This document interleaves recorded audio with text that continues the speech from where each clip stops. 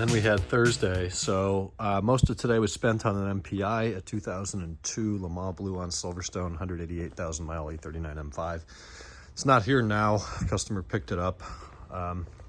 It's a BAT, or it's a Cars and Bids car. Sorry about that, Kenan. There's another M5 hiding.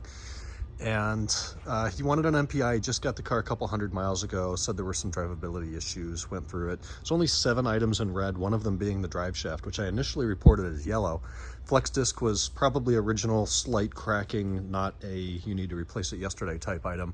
Original CV joint, but then the center support bearing, I could tell within 500 feet into driving, put any torque on it, bang, bang, bang, it is clanging on the tunnel really hard. So the bearing itself might be okay, but the rubber around the bearing has failed, allowing it to move around. So, and he just took off in the car for Vegas. It's like, this is against my recommendation. If that thing fails, you're in bad shape. So he's going to do that, and he needs a clutch. The clutch is slipping. 188, it's original. The heat shields, I don't have an M5 and E39 up in the air right now, but you know those heat shields right around the transmission rear support, you have to bend those to get the rear support off, and they are not bent. They would be about here. Like this heat shield right here is what normally is bent.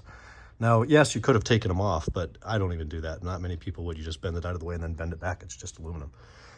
So looks like it's going to be a exhaust off, drive shaft off, heat shields out, transmission off, replace the flywheel, replace the clutch, take the diff out, input seal is leaking, rebuild or reseal up the diff, change all the fluids, rebuild the drive shaft, rebuild the shifter. Shifter's original, quite sloppy, and put that all back together. And that's going to be job number 1. It's like a $5,200 thing.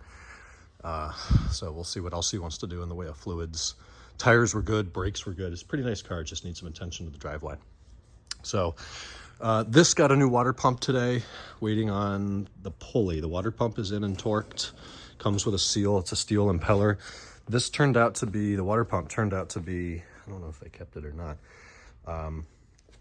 Yep, I always put the parts in the boxes. So you start it up and you got this whistle that I suspected was something in the belt drive, but we had a totally shot pulley. One of these is really stiff to turn, and that's probably a culprit. And then the water pump itself looks like this, quite like an M54 water pump, and I don't really have another hand for this, but if you get it going at any reasonable speed, it makes a bunch of noises and sounds super unhappy. So new water pumps in. We're doing the rest of the belts, pulleys, tensioners, and that gets the belts. We're doing the caps, everything but the hardware. Said the hardware was fine.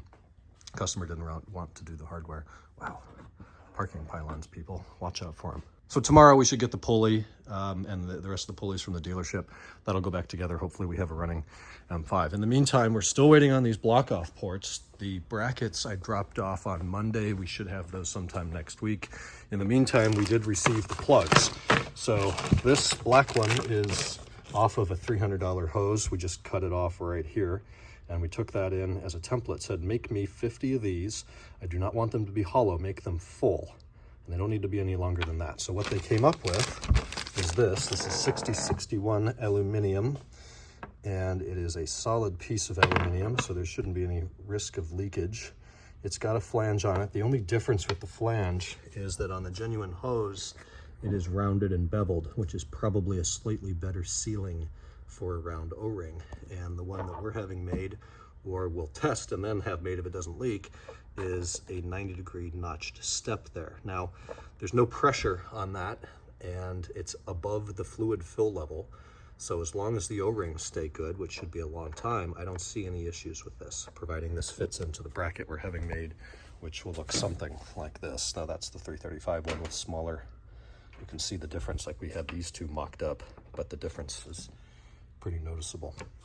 So we got 4 of them, which would be enough for Silverstone, the car underneath the gray one there, and that one. We're going to make 40-some more, 46 more once we approve that will indeed work with our bracket and not leak. The headlight showed up for this guy today, finally. That took forever. I put the headlight in. We still have adaptive headlight errors inside the car, which I'm not happy about. Dug into all of the codes stored in the module, and there's several for SMC management, which I think is the adaptive left-right. The LWR should be vertical, so SMC, I'm assuming, is the horizontal adjustment of the headlights. But more importantly, there's a terminal 30B fault. I see these terminal 30 things all the time, never fully understood what it means. So I look into it. Terminal 30 and 30B is a electrical terminal in the car that supplies voltage. I forget which it is now. It's either constant voltage if the car is not in sleep mode. There's several different terminals in the car. Terminal 50 is your engine start, or your starter motor terminal. That obviously is only active when you are twisting the key or pressing the buttons with all parameters met. That being foot on the brake, clutch depressed, you know, any of that stuff that's the CAST or LMA is requesting. So maybe 30 is when the car is actively running. All of those switches are active and it supplies voltage to everything. So there's two, terminal 30, terminal 30B. They're both supposed to be between 12 and 16 volts with a running engine. The primary terminal 30 measures at 13.8 volts, a perfectly healthy 13.8 volts. That's what you should have with a running car with a good alternator. The terminal 30B, which is pin 47 on X12 on the light module A3, is only measuring 3.5 volts. So I disconnect the light module, find terminal 30. It's a really big spade. It's not one of the little square pins. It's a rectangle pin. Put the voltmeter on that, ground it to the chassis. I get a healthy 13.8 volts. Look at the wiring diagram. It's fused in F5 and F6. That's in the front fuse carrier in the glove box. We pulled both of those 40 amp fuses. They're absolutely fine. They have full continuity. There's no sense of damage on the fuses. So I think the vehicle wiring is fine. If the module is not reading the voltage that it's being supplied, to me that means it's a bad module. And this was a used module per customer request. He didn't want to spend the big money on the new one from BMW, so we went with the used one on eBay, and I think that's the culprit now. So we're going to have to find another light module 2 LCI E60 M5 from a car that has bi-xenons 522 and 524 adaptive headlights. That's all your M5s, and then your Highline 535s and 550s LCI models, 307 or 2008 model year plus. Annoying as hell that we finally get the light, and we're still not done. I don't want to put back together the front bumper and all of that in case I messed up somehow and have a pin switched in the connector behind this headlight. But that is the update there. We're still waiting on a rear main seal for the gray car. Obviously we can't proceed with our flywheel, clutch, or transmission installation until we get a rear main in there, which was due today. Now they say tomorrow. Just getting parts, it got a little bit better for a while, and now it's really bad again. So we continue to wait. Thankfully, customers are patient. Then out back, I was up so late last night working on the estimate for this $30,000 estimate. He said he'd get back to me today. I haven't heard anything yet. I know it's a lot to go through, but once he makes decisions on what to proceed with, we'll collect a deposit, order parts, and get working on our improvement project. This car's back. This is the 2000, right? This is a 2000, yeah, with the Le Mans interior M5 that we've done a ton of work to, and he brought it back so we can test, or we can check the bank 2 cam sensor O-rings. We had a leak on bank 1. Those are much easier to replace, so we replaced the O-rings on there. Said bring it back after 1,000, 2,000 miles. We'll get a look at the other side and see if that's seeping as well. He says the oil consumption issues are all but gone. There's no more puddle on the floor. So to me, it's like, well, let sleeping dogs lie. If you don't see any symptoms of it, why bring it all the way in and then Uber home? Anyways, we can stick a mirror back there tomorrow, get a look at it, see if it's leaking. If it is, we'll have to take off that whole electrical block on the back, and the coolant hoses are in the way. It's just a pain in the ass job. So get a look at that tomorrow. The two 530s, I got to figure out if he wants me to paint the bumper for the blue car and install it. I assume he does. Don't worry, that's not touching. So we'll see about that. Bumpers in the back. I got the mirror cap. Really no other updates. They're still waiting on the freaking radiator. So it's just got belt drives hooked up, no cooling system. I don't know how it takes like 3 weeks to get a radiator here from Massachusetts. It's just stupid. So kind of early, almost 7 o'clock, 73 degrees. It's just been a beautiful day. Hot earlier, but very pleasant now. I'm gonna take the E60 back, so I gotta switch these 2 cars and then move in like 4 more and cram them in here. Tomorrow's Friday. I think we're all ready for that. And trying to think what's going to happen. It depends on what parts come in. If we get the rest of the stuff there, we can put that back together. If we get the rear main here, we can make tremendous progress on driveline installation, though we're still waiting on pedals and other associated parts on the gray car, though this is like a 3rd or 4th car for him. He's in no hurry, but cars just sitting here day after day on the lift, taking up space, are not really good for the bottom line.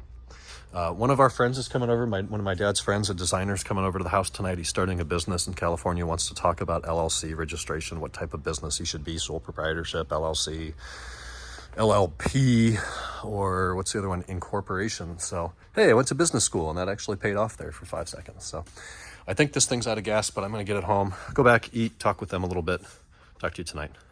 That's a lot of silver. End of the day, coming from the garage as promised. Got a haircut today. Definitely much needed. Kind of been putting that off for a week. I don't know, the weekends I don't like to go sit and waste time doing that. Somehow I found time today around the MPI and everything else. So the guy came back, approved a couple of things I put together tonight, wrote up the estimates.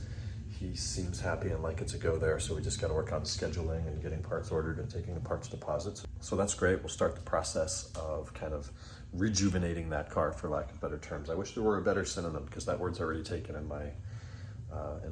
my industry, I'll say. I'm not going to go late tonight. Going to bed. Mike just left. We've been hanging out. We had dinner. Talked with my dad's friend about starting the business and everything he has to do for a couple hours, then watched some Parenthood and some YouTube, and now we're going to bed. Tomorrow, Friday. Talk then. Night.